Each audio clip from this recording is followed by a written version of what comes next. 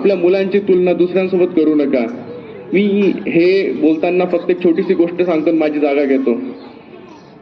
आपण तुलना करतो, तुला काय कमी केलं, त्याला बघ कसं मिळालं, तिला बघ किती मार्क मिळाले, तुला काहीच मिळाले नाही, तू असं केलं तसं केलं. तुलना करणं सोडून द्या आपल्या पाल्यांची. ते तुमच्यासोबत डिस्कनेक्ट होतील. त्याच्यासाठी एक छोटीशी गोष्ट सांगतो. एक फॅमिली होती, ती फॅमिली त्यांच्या गाडीमध्ये चालली होती एका गावाला. हायवेवरती गाडी चालली होती, आई वडील मुलगा मुलगी सगळे बसलेले होते. आणि तिथे रस्त्यात जाता जाता मुलगा बघत होता की मागून एक गाडी चालली, ओव्हरटेक करून चालली. त्यांनी सांगितलं त्याच्या वडिलांना, पप्पा रेस वाढवा ना, त्याला ओव्हरटेक करू आपण. ठीक आहे, पप्पानी रेस केली, ओव्हरटेक केला, मुलाला आनंद झाला.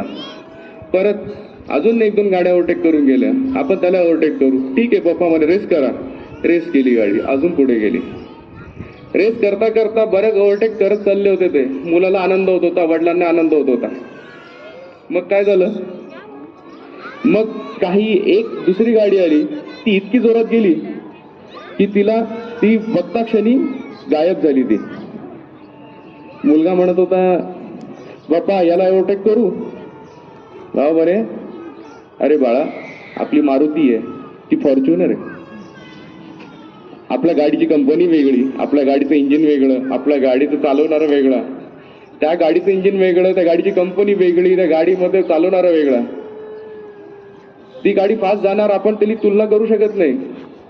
तो मुलगा म्हणतो, पप्पा मी हेच म्हणत होतो तुम्हाला, माझा रिझल्ट आल्यानंतर तुम्ही माझी तुलना करू नका.